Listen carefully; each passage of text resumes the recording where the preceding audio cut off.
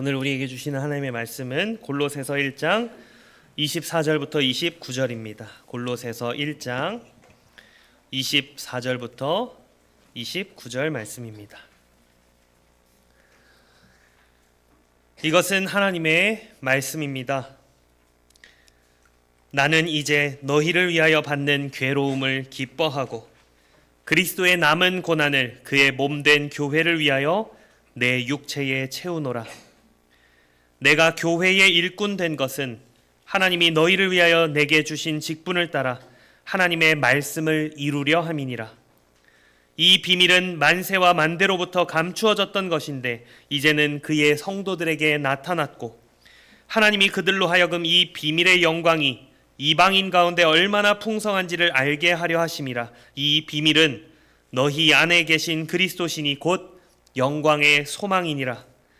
우리가 그를 전파하여 각 사람을 권하고 모든 지혜로 각 사람을 가르침은 각 사람을 그리스도 안에서 완전한 자로 세우려 함이니 이를 위하여 나도 내 속에서 능력으로 역사하시는 이의 역사를 따라 힘을 다하여 수고하노라. 아멘. 오늘 읽은 말씀으로 복음의 일꾼, 교회의 일꾼이라는 제목으로 하나님의 말씀을 전하겠습니다. 여러분, 이 세상에는 섬김이라는 이름 아래 많은 일들이 일어나고 있습니다. 그러나 모든 섬김이 다 하나님이 기뻐하시는 섬김은 아니죠. 진정한 섬김이란 무엇입니까? 참된 일꾼은 어떻게 알아볼 수 있을까요? 이 질문은 오늘 우리에게만 중요한 것이 아닙니다. 초대교회 골로새 성도들도 같은 고민을 안고 있었습니다. 누가 참으로 교회를 위해 세워진 지도자인지, 누가 진정한 복음의 일꾼인지 분별할 기준이 필요했죠. 하나님은 사도 바울을 통해 그 기준을 교회에 제시해 주셨습니다. 우리 시대의 교회에도 여전히 이 기준이 필요합니다. 많은 사람들이 목소리를 높이고 많은 길이 제시되고 있습니다. 그러나 무엇이 참된 사역이고 어떤 사역자를 통해 하나님이 교회를 세우시는지는 언제나 말씀 속에서, 성경 속에서 분별해야 합니다. 사랑하는 여러분, 오늘 우리는 사도 바울의 고백을 통해 참된 말씀 사역자가 어떤 사람인지를 살펴보려 합니다. 그 사명은 어디로부터 오는지, 그 중심에는 무엇이 있어야 하는지, 어떤 방법으로, 어떤 태도로 그 길을 걸어야 하는지 말씀을 통해 하나하나 확인하고자 합니다. 오늘 이 시간이 목회자인 저 자신에게는 사역을 다시 점검하는 시간이 되고 여러분에게는 교회를 위해 세워진 종을 위해서 함께 기도하는 시간이 되기를 소망합니다. 바울은 23절에서 자신을 복음의 일꾼이라고 소개했습니다. 그리고 오늘 25절에서는 교회의 일꾼이라고도 말하죠.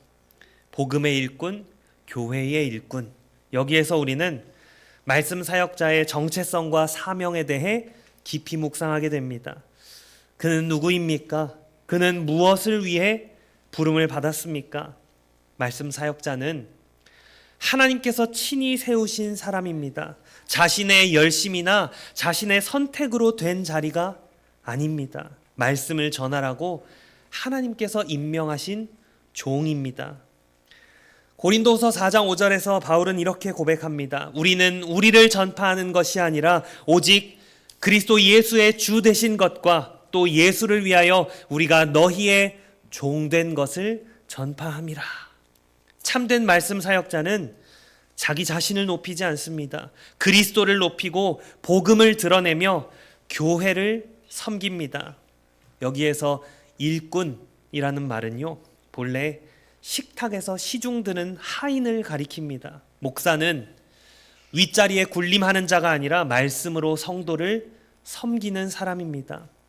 또한 직분, 오이코노미아라는 말은 집안을 관리하는 청지기라는 뜻에서 나온 말입니다. 말씀 사역자는 자기 자신의 것이 아니라 하나님의 것을 맡은 청지기입니다. 하나님의 말씀을 변질 없이 충실하게 풍성하게 전달해야 할 책임이 있습니다. 그렇다면 이 말씀 사역자가 무엇을 해야 합니까? 25절에서 하나님의 말씀을 이루어야 한다 하는데요. 이 하나님의 말씀을 이룬다는 것은 말씀 사역자 자신이 직접 무언가를 성취한다 이런 의미가 아니라 하나님의 말씀을 충만하게 온전하게 남김없이 전하는 것을 의미합니다.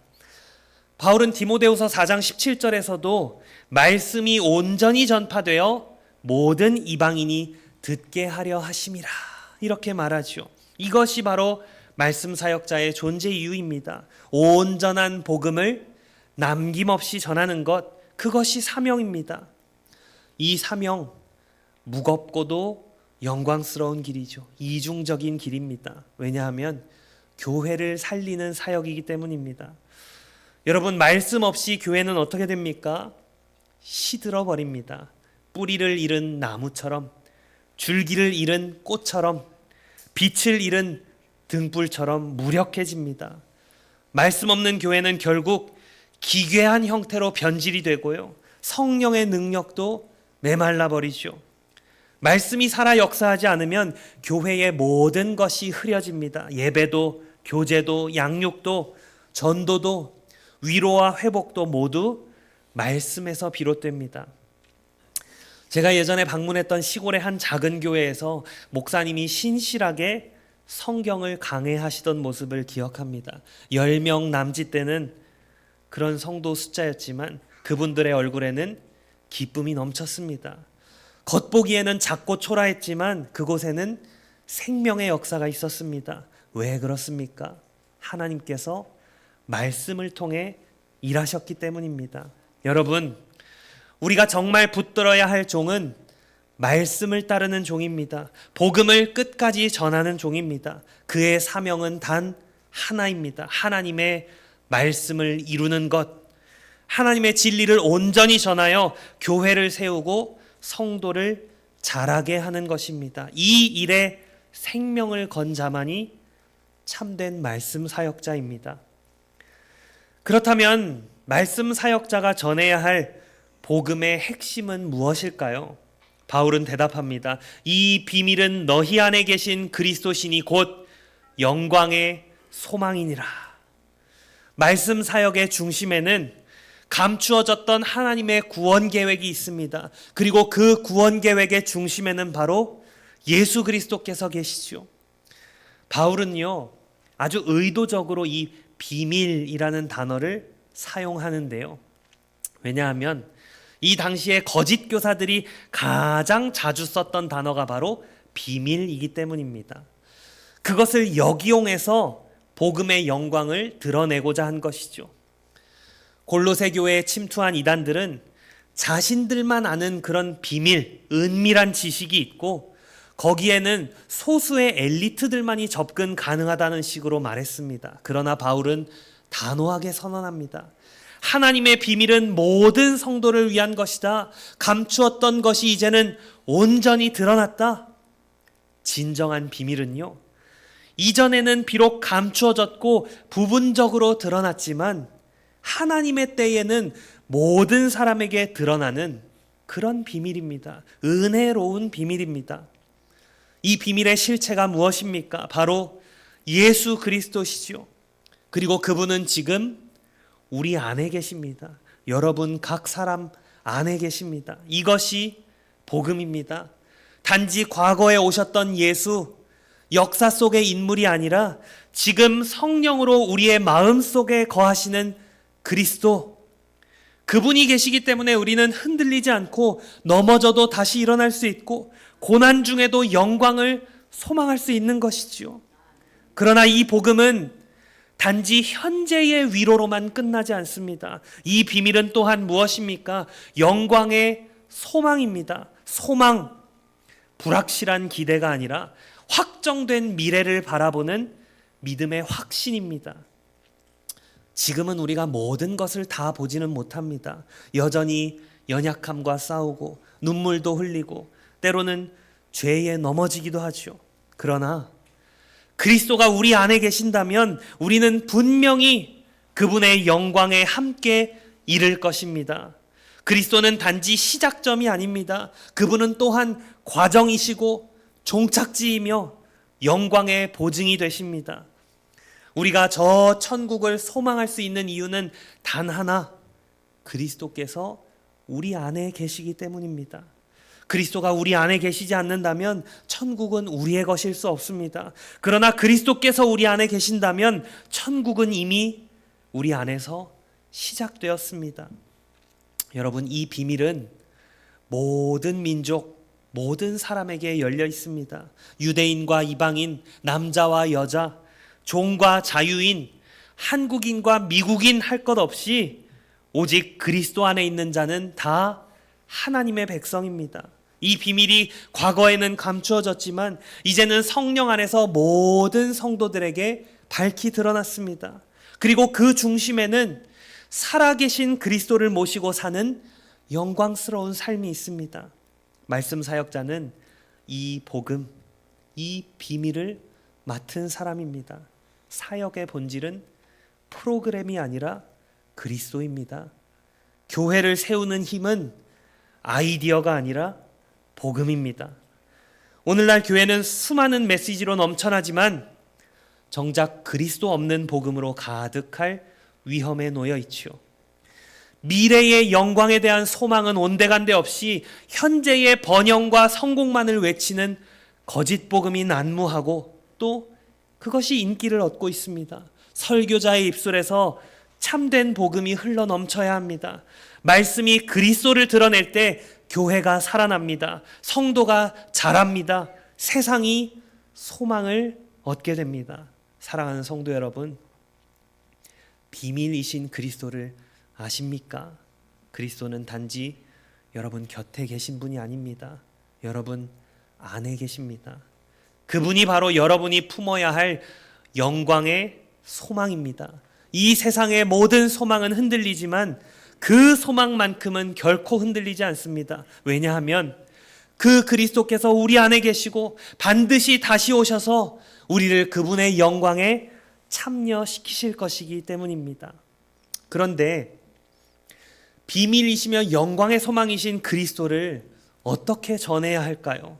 목사는 어떤 맹목적인 구호나 추상적인 감동으로만 일할 수 없습니다. 하나님의 말씀을 전파할 때에는 분명한 방법이 있어야 합니다. 바울은 28절에서 그 구체적인 방법을 세 가지로 요약하죠. 우리가 그를 전파하여 각 사람을 권하고 모든 지혜로 각 사람을 가르침은 전하고 권하고 가르치는 것입니다. 첫째로 말씀 사역자는 그리스도를 전파해야 합니다. 전파한다라는 말은 단지 정보를 전달하는 차원을 넘어서 하나님의 권위를 의지해서 선포하는 것이죠. 설교는요, 성도들이 듣고 싶어 하는 이야기가 아니라 하나님께서 하신 말씀을 있는 그대로 선포하는 것입니다. 하나님의 말씀은 목사의 사상이 아닙니다. 교회의 전통도 아닙니다. 사람들의 생각은 시류에 따라서 늘 변하지만 하나님의 말씀은 변하지 않습니다. 모든 시대를 꿰뚫는 진리입니다. 때로는 우리가 말씀을 이해하지 못할 때도 있죠.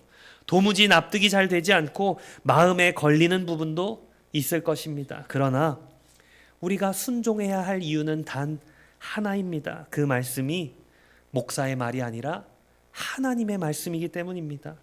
말씀 앞에서 내 생각과 경험을 내려놓고 무릎 꿇을 때에 바로 거기에서 하나님은 우리를 새롭게 빚으십니다. 둘째로 말씀 사역자는 권해야 합니다. 이 권한다, 권면은요, 단순한 조언이나 위로가 아닙니다. 때로는 책망하고 때로는 경고하고 때로는 눈물 흘리며 바로 잡는 일을 포함하는 단어가 이 권면입니다. 바울은 에베소 교회에서 3년이나 밤낮 없이 눈물로 각 사람을 훈계했다, 이렇게 기록하는데요. 이 훈계가 오늘 본문에서는 권면으로 번역이 되었습니다. 같은 단어입니다. 왜 그렇게까지 했을까요? 성도들이 영적으로 혼란에 빠지기 쉽기 때문이죠. 스스로 잘못된 길에 들어서기도 하고 복음의 길에서 멀어지기도 하기 때문입니다. 목사의 권면은 사랑의 경고입니다. 성도들이 곁길로 갈 때 말씀으로 붙들어서 세워주는 것입니다. 권면 듣는 것을 싫어하는 성도들이 참 많죠. 그런데요, 여러분, 만약 권면 듣는 것을 싫어한다면 여러분의 주변에는 온통 아첨꾼들만 남게 될 것입니다. 듣기 좋은 말만 해주는 사람들, 그러나 진정으로 여러분의 영혼을 사랑하지는 않는 사람들이죠. 성경이 너는 지금 잘못된 길에 서 있다, 이렇게 말할 때 우리는 겸손히 돌아서야 합니다. 잃어버린 자리를 되찾아야 합니다. 셋째로 말씀 사역자는 가르쳐야 합니다. 성도들의 신앙의 깊이를 채우고 성경의 진리를 그들의 삶으로 연결시켜야 합니다.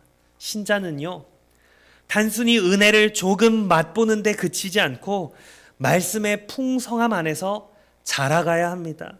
가르침이 성도를 강하게 만듭니다. 교리를 알고 하나님의 뜻을 분별할 수 있고 결국 각자의 자리에서 하나님의 백성으로 신실하게 살아가도록 말이죠.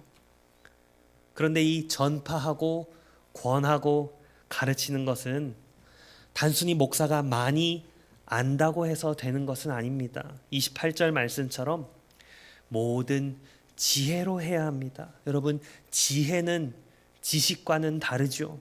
지혜란 상황을 파악하고 말씀을 그 상황에 맞게 적용할 줄 아는 능력입니다. 때로는 정확한 진리를 전하고도 상처만 남기는 경우가 있습니다. 진리를 제대로 말하는 것만큼 그것을 어떻게 말하느냐도 중요하죠. 그래서 말씀 사역자는 언제나 지혜를 구해야 합니다. 바울 사도는 각 사람이라는 표현을 3번이나 반복하는데요. 정확한 번역은 모든 사람입니다. 말씀 사역은요, 한두 명의 특별한 사람만을 위한 것이 아닙니다. 모든 사람을 위한 것입니다. 어린아이부터 연로하신 분까지, 배운 사람이나 배우지 못한 사람이나 강한 자나 약한 자 모두가 하나님의 말씀 앞에 서야 합니다. 누구도 제외되지 않습니다. 목사는 교회를 향한 하나님의 부르심을 따라서 모든 사람을 위해 모든 지혜로 모든 삶의 영역에서 그리스도를 전해야 합니다. 16세기 종교개혁 당시에 마르틴 루터는 수도원의 엄격한 금욕 생활보다 하나님의 말씀을 바르게 가르치는 것이 교회를 새롭게 하는 길임을 깨달았습니다. 그의 설교와 성경 번역이 그 자체로 개혁의 불꽃이 되었고 유럽 전역의 교회와 가정을 뒤흔들었습니다. 말씀을 전하고 권하고 가르치는 그 사역을 통해서 하나님의 나라가 바로 서고 또 확장되었습니다. 사랑하는 여러분, 오늘 우리 교회는 어떻습니까? 말씀을 들을 준비가 되어 있습니까? 권면을 기쁘게 받을 자세가 있습니까? 가르침을 따라서 자라나기를 소원하고 있습니까? 저는 오늘도 이 사명을 붙듭니다. 그리스도를 전하고 말씀으로 권면하고 지혜롭게 가르치는 것, 이것이 교회를 살리고 성도를 세우며 이 세상 속에 복음을 심는 가장 복된 길입니다.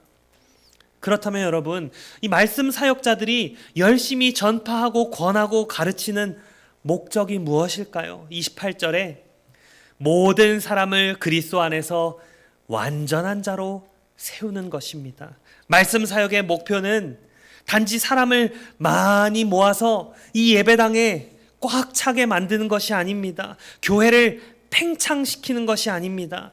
말씀 사역의 목표는 너무도 분명합니다. 하나님 닮은 성숙한 그리스도인들을 세우는 것입니다. 여기 완전한 자라는 것은 전혀 죄를 짓지 않는 그런 완벽한 상태를 말하는 것이 아니라 장성하고 성숙한 사람을 뜻합니다. 바울은 에베소서 4장에서 우리가 모든 면에서 자라나서 머리가 되시는 그리스도에게까지 다다라야 한다, 이렇게 말하죠. 날마다 예수 닮아가는 사람, 성품과 믿음과 삶이 점점 그리스도를 향해 자라나는 그런 사람이 되어야 합니다. 그렇다면 여러분, 나 자신이 잘 자라가고 있다는 것을 어떻게 확인할 수 있을까요? 어린아이는 어떻습니까? 잘 속죠. 자주 속아 넘어갑니다. 잘 모르는 사람이라고 해도 초콜릿이나 사탕을 하나 주면 쉽게 따라가죠. 만일 장난감이나 인형을 주면요, 아마 100% 따라갈 겁니다. 성숙하지 못한 신자도 마찬가지죠. 작은 유혹에도 쉽게 흔들리고 말 한마디에 시험에 들고 작은 돌부리에 걸려 넘어져 낙심합니다. 그러나 성숙한 사람은 다릅니다. 조금 더디 걸을지라도 흔들리지 않습니다. 오래 기다리면서 중심을 지킵니다. 목사는 모든 성도 한 사람 한 사람을 그리스도 안에서 온전한 자로 세우기 위해 수고하는 자입니다. 예수님을 믿는 그 순간에 우리는 하나님의 자녀가 되지만 아직 어린아이입니다. 그 이후로는 계속해서 자라가야 합니다. 성화는 단번에 이루어지는 일이 아니라 말씀과 기도로 하루하루 자라나는 여정입니다. 설교는 단지 여러분의 마음에 감동을 주는 그런 도구가 아닙니다. 여러분의 성숙을 이끄는 훈련의 도구입니다. 하나님은 친히 직접 일하실 수 있는 분이시지만 그럼에도 자신이 부르신 일꾼들을 통해 일하십니다. 말씀을 전하고 성도를 권하고 진리를 가르쳐서 성도들을 자라게 하는 일은 하나님의 능력 안에서 이루어지는 동역이지요. 그러므로 말씀 사역자는 두 가지를 붙들어야 하는데요. 하나는 하나님의 능력을 전적으로 의지하는 겸손이고 또 다른 하나는 게으르지 않게 수고하는 충성입니다. 종교개혁자 칼빈은 이렇게 말했습니다. 하나님께서 우리를 통해 역사하신다는 그 사실이 우리의 게으름을 정당화하지는 않는다. 참으로 그렇습니다. 하나님의 은혜는요, 그분의 일하심은요, 우리를 눕게 하지 않고 오히려 일으켜 세워 수고하게 합니다. 또한 영국의 기독교 변증가 C.S. 루이스는 이렇게 말했습니다. 교회의 존재 이유는 단 하나다. 사람들을 그리스도께로 이끌어서 작은 그리스도로 만드는 것이다. 이 일을 하지 않는다면 교회 건물도 목사도 설교도 모두 시간 낭비일 뿐이다. 맞습니다. 말씀 사역의 진짜 목적은 예수 닮은 사람들 세우는 겁니다. 교육, 선교, 교제, 봉사, 그 모든 것이 이 목적을 향해 가야 합니다. 교회당의 크기가 아니라 사람 숫자가 아니라 그 안에서 자라나는 작은 그리스도들, 그것이 진짜 열매입니다. 여러분, 하나님은 우리를 포기하지 않으십니다. 우리가 비틀거릴 때에도 하나님은 다시 일으켜 세우십니다. 그러니 낙심하지 마십시오. 장성하고 성숙한 자 되기까지 멈추지 마십시오. 말씀을 배우고 기도하며 순종하며 자라가십시오. 저 역시 이 목표를 향해 수고를 아끼지 않겠습니다. 주님 다시 오시는 그날에 우리 모든 사람이 그리스도를 닮은 그런 자들로, 작은 그리스도로 하나님 앞에 서게 되기를 간절히 소망합니다.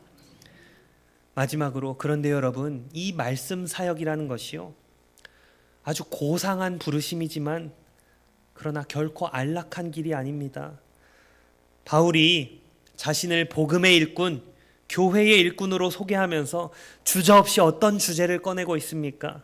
괴로움과 고난, 수고와 분투입니다. 이 말씀 사역의 길은 땀이 있고 눈물이 있고 때로는 피를 흘리는 길입니다. 바울은 고백합니다. 나는 이제 너희를 위하여 받는 괴로움을 기뻐하고 그리스도의 남은 고난을 그의 몸된 교회를 위하여 내 육체에 채우노라. 여러분, 목사에게 이보다 더 감격스러운 고백이 있을까요?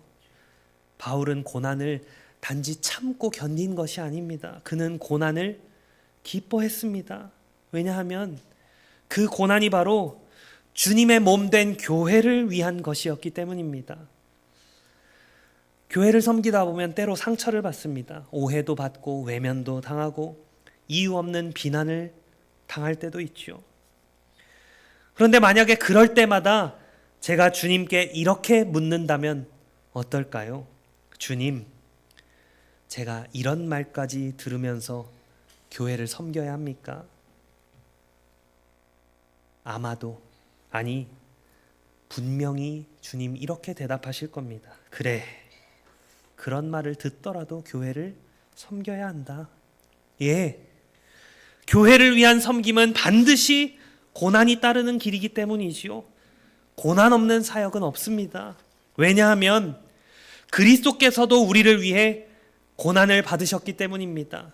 그리스도를 따른다는 것은 단지 그분의 영광에 참여하는 것이 아니라 그분의 고난에도 참여하는 것입니다. 이것이 참된 사역자의 표지이죠. 오늘날 많은 설교자들이 능력과 부흥은 말하지만 고난의 영광은 말하지 않습니다. 고난당하는 거 싫어하기 때문에 그렇죠. 그러나 바울은 고난을 자신의 사역의 영광으로 여겼습니다. 그리스도의 남은 고난을 채운다라는 표현이 있는데요. 마치 구원을 위한 예수님의 고난이 충분하지 않다, 그런 식으로 받아들이기 쉬운 문장이죠. 그런데 그렇지 않습니다. 다 이루었다, 우리 주님은 분명히 선포하셨습니다. 우리 주님의 고난과 죽음은 영원한 속죄를 이루기에 완전하며 더할 것이 없습니다. 여기서 말한 그리스도의 남은 고난이라는 것은요, 그리스도와 연합한 교회가 당하는 고난입니다. 예수님은 교회가 당하는 고난을 두고, 그 핍박을 두고 네가 어찌하여 나를 박해하느냐, 이렇게 말씀하셨죠. 몸인 교회가 고난받을 때 그것은 곧 머리이신 그리스도의 고난이나 다름없기 때문입니다. 초림과 재림 사이에 이 땅에 남겨진 하나님의 백성들이 겪는 고난, 그것이 바로 그리스도의 남은 고난입니다. 바울은 이 고난의 분량을 자신의 육체로 채우고 있다고 말합니다. 이것은 비단 바울만의 고백이 아니죠. 오늘날 모든 말씀 사역자가 품어야 할 각오이자 동시에 특권입니다. 교회를 위한 고난, 하나님의 뜻 안에 사역자들의 고난이 있습니다. 바울이 다메섹에서 주님의 부름을 받았을 때 주님은 분명히 말씀하셨습니다. 그가 내 이름을 위하여 얼마나 많은 고난을 받아야 할 것을 내가 그에게 보이리라. 복음은 꽃길이 아닙니다. 복음은 좁은 길, 십자가의 길입니다. 리처드 백스터라는 천교도 목사님은 이렇게 말했습니다. 만약 어떤 사역자가 자신의 사역이 수월하다고 느낀다면 마지막 심판날에 이에 대해서 뭐라고 답변할지 스스로 두려워해야 할 것이다. 무슨 말입니까? 말씀 사역은 수월하지 않다는 것이죠. 수월해서는 안 된다는 겁니다. 수고이며 분투입니다. 그 수고는 단순히 이 강단에 서서 말만 하는 것이 아니라 성도들을 사랑하는 고된 노동이고 공동체를 품는 눈물의 섬김입니다. 목회의 길은 이렇게 험하고 고되지만 그러나 결코 헛되지 않습니다. 왜냐하면 이 목사의 고난이 교회의 유익이 되기 때문이죠. 공동체가 살아나고 성도들이 자라고 복음이 전파되는 현장에는 언제나 누군가의 눈물과 땀과 피가 있었습니다. 성경 속 바울만이 아닙니다. 이 땅에 왔다 간 수많은 목회자들이 자신의 몸으로 그리스도의 남은 고난을 채우며 교회를 세워왔습니다. 여러분이 그 많은 말씀 사역자들의 수혜자들 아닙니까? 말씀 사역은 십자가를 등에 지고 주님의 뒤를 따르는 사역입니다. 고난이 두려워서 말씀을 숨기고 복음을 타협하고 자신의 안락함을 쫓는다면 그 사역은 진실할 수 없습니다. 그리스도를 위해서, 교회를 위해서 고난받는 것을 영광으로 여기는 사람, 기쁨으로 고난받는 사람, 그들이 참된 사역자입니다. 그때 교회가 살아납니다. 그때 성도가 자랍니다. 그때 복음이 뿌리를 내립니다. 이제 말씀을 맺으려 합니다. 오늘 우리는 말씀 사역자의 정체성과 사명, 복음의 핵심이신 그리스도, 전파하고 권하고 가르치는 구체적인 방법, 모든 사람을 그리스도 안에서 완전한 자로 세우려는 목표를 살펴보았습니다. 그리고 그 모든 사역에 따르는 고난과 수고를 함께 바라보았습니다. 이 모든 내용들이 우리에게 하나같이 가리키고 있는 사실이 무엇입니까? 목사는 복음의 일꾼이요 교회의 일꾼이라는 사실이지요. 말씀 사역자는 자신의 이름을 알리기 위해 부름받은 사람이 아닙니다. 자신의 명예나 편안함을 추구하기 위해 세워진 것이 아닙니다. 말씀 사역자는 오직 하나님의 말씀을 이루기 위해 부름받았습니다. 그리스도를 높이기 위해 존재합니다. 교회를 세우기 위해 부름받습니다. 성경은 분명히 말합니다. 복음 전파를 위해, 교회의 유익을 위해 고난을 받으라. 힘써 수고하라. 모든 사람을 그리스도 안에서 완전한 자로 세우기까지 분투하라. 사랑하는 성도 여러분, 저는 복음의 일꾼입니다.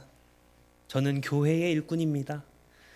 때로는 눈물을 삼키고 때로는 홀로 무너지는 것 같은 그런 밤을 지낼지라도, 때로는 오해와 비난 속에서도 이 부르심을 결코 버리지 않겠습니다. 왜냐하면 이 길이 바로 주님께서 가신 길이기 때문입니다. 주님이 먼저 고난을 받으셨고 그 고난의 길에 저를 부르셨습니다. 여러분, 고난 없는 사역 없습니다. 눈물 없는 사명도 없습니다. 그러나 주님은 약속하십니다. 잘하였도다 착하고 충성된 종아. 이 약속 하나 바라보고 걷겠습니다. 이 약속 하나 붙들고 설교하고 가르치고 권면하겠습니다. 그러니 여러분, 저를 위해 기도해 주십시오. 복음의 일꾼으로, 교회의 일꾼으로 끝까지 이 길을 달려갈 수 있도록 기쁨으로 고난을 채워가며 주님 다시 오시는 그날까지 충성할 수 있도록 여러분 모두를 그리스도 안에서 장성하고 성숙한 자로 세워서 우리 주님 앞에 기쁨으로 드릴 수 있도록 기도해 주십시오. 이것이 하나님의 뜻이고 저의 소망입니다. 그리고 여러분과 함께 세워갈 우리 초원교회의 미래입니다. 이 모든 영광을 오직 성부와 성자와 성령 하나님께만 돌려드립니다. 아멘.